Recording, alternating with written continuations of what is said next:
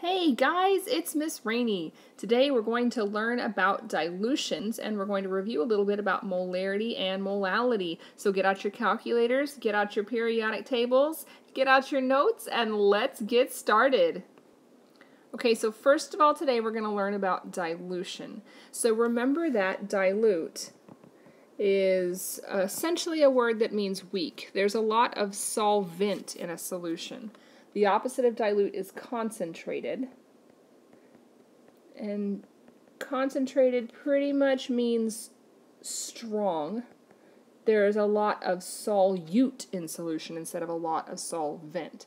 So many chemists use a stock or a concentrated solution of a substance and simply add water to dilute the new solution to the desired concentration or molarity by using this below equation instead of buying solutions that are already at the correct concentrations as a cost-saving measure. So you might go to the grocery store and buy the little container of frozen orange juice and take that container of frozen orange juice and take it home and put it in a pitcher of water and then stir it around with your spoon. Stir, stir, stir, stir, stir. And then you're going to get some orange juice. And it might be cheaper to buy the concentrated frozen orange juice and then dilute it yourself instead of buying the bottles of regular orange juice or pre-made orange juice. So this formula is going to help us figure out how to dilute one solution to make it into another. So let's get started. Okay, if you had a 3 molar solution of HCl with a volume of 35 milliliters, wow, I just wrote that totally wrong, didn't I? 3 molar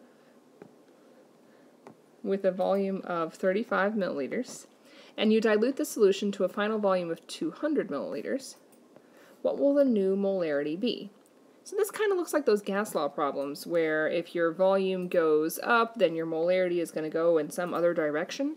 And so if we're adding in, 165 milliliters of water, then my molarity should go down because now I'm making it less concentrated, so that less molarity.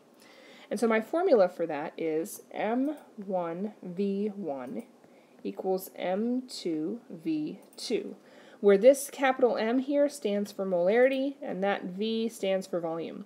What's cool about the volume is it can be milliliters like we have here or liters. It doesn't really matter. It can be either one of them. So let's try and solve that with that formula. My M1 is 3 molar. My V1 is 35 milliliters. My M2 is question mark. My V2 is 200 milliliters. So plugging that in,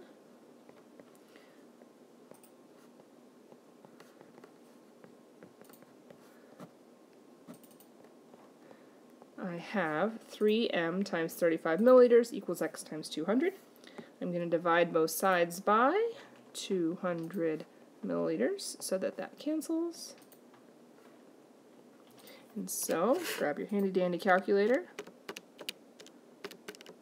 3 times 35 divided by 200. My M2 is equal to 0.525. And then notice my units, milliliters is going to cancel, so molarity. And that answer kind of makes sense because my molarity is supposed to go down when my volume goes up. Let's try another one. If you began with 25 milliliters of a 0.5 molar solution and wanted to end up with a molarity of 0.125, what would the final volume be?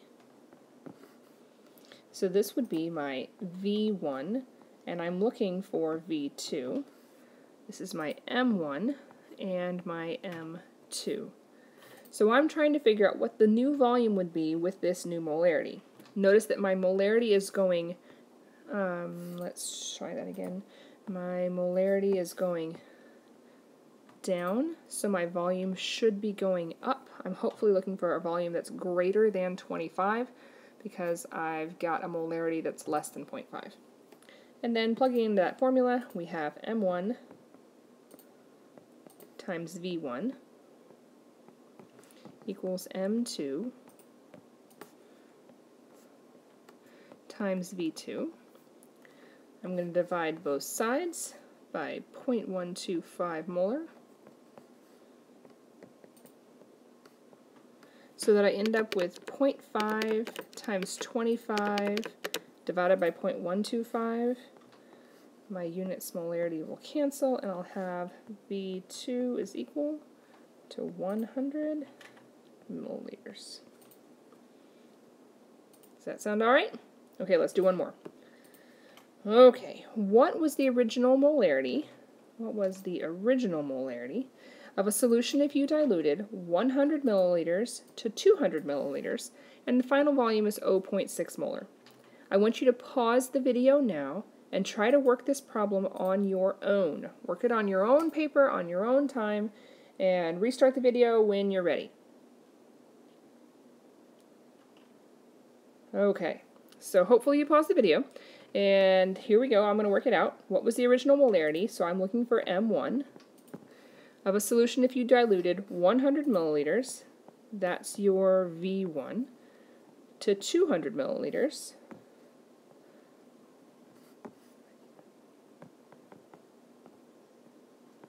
That's your V2, and notice I did that wrong again.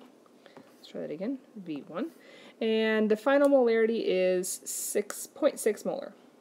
M2 equals 0.6 M. So now I've got M1 times V1 equals M2 times V2. I want to divide both sides by 100 milliliters so that I can get it to cancel. And then my milliliters will cancel, and I'll have 0.6 times 200 divided by 100, and I get M1 equals 1.2 molar. That's my unit that's left over. And notice that that unit makes sense, or that number makes sense, because my volume went up, so my molarity should have gone down. Since I've gotten more volume, I will be less concentrated. And that's dilution. Okay, the next thing we're going to do is review molarity and molality. So how do you know whether you have a dilution problem, or a molarity problem, or a molality problem? Well, with dilutions, you'll always be given either two molarities, like an M1 or an M2, or two volumes, like a V1 and a V2. If there's two volumes in the problem, or two molarities in the problem, that's a dilution problem. So molarity, on the other hand, that's your big capital M. That'll be given one molarity, or a moles, or a liters. Typically, you're going to be looking for the liters there for molarity. That's your giveaway, but only one of them. If you have 2 liters, that'll be a dilution problem. And then we have molality. That's your lowercase m, and that's your moles divided by your kilograms.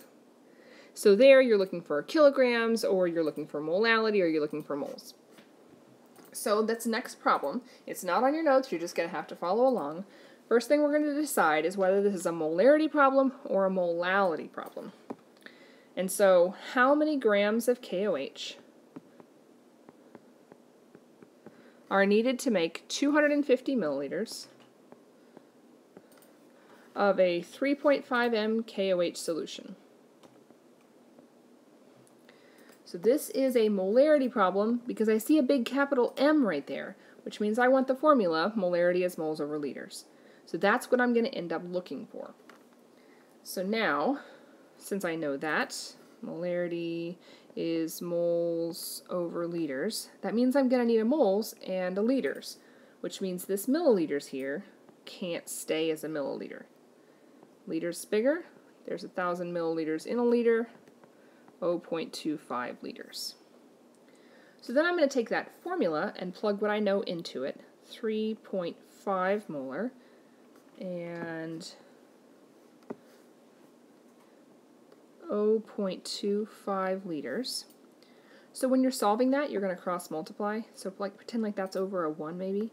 And so you'll say 3.5 times 0.25, and you end up with 0.875 moles. The problem is the question says how many grams of KOH are needed to make that many milliliters. So that moles, 0.875 moles, is not going to get to stay there. I need to turn that into grams. So moles to grams. Moles is always going to get the 1. Grams is always going to get the periodic table. So K, 39.1, plus O, 16, plus H, which is 1. So that's going to be 56.1 grams. Times that 0.875 is 49.1 grams. Oh, and I kind of messed that one up. I'll try writing it again. 49.1 grams of KOH. So there we go. And that's a molarity problem. Okay, let's try one more. This one I want you to try and work on your own on a scratch paper or in a corner or a side of your paper somewhere.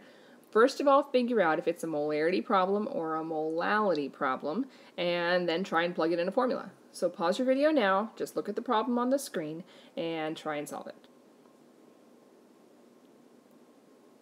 Okay, so hopefully you paused. Let's go through it together. How many grams of water are needed to make a 3.5 m KOH solution if 25 grams of KOH are used? So is this molarity or molality? I notice that there's a little lowercase m, which means this is molality. Molality is moles of solute per kilogram of solvent. So I got 25 grams of KOH, and I'm looking for my grams of water. One of these grams is going to be moles, the other is going to be kilograms. So a kind of hint to molality is the water will pretty much always be the solvent. The water will pretty much always be the kilograms one. So that means that this KOH is going to be your moles. That's going to be your solute. And this is still KOH. It's the same chemical we used last time. So this is still 56.1 grams. If you're not sure, that was 39.1 plus the O plus the H. And so that's 0.446 moles of KOH with 3.5 molar solution. So my formula is 3.5 m is 0.446 moles divided by x kilograms. When you're solving this, you're going to cross multiply. So that is 0.446 times 1 divided by 3.5. And so you end up with x is equal to 0.127 kilograms. Wouldn't it be nice if that was all? But it says how many grams of water, not how many kilograms of water. So then from there, you're going to have to kilograms to grams. 1 kilogram is 1,000 grams, so times 1,000 gives you 127 grams. And so that's how many grams of water. So that is dilutions and how to tell the difference between molarity and molality. I hope you had just as much fun as I did. See y'all later. Bye.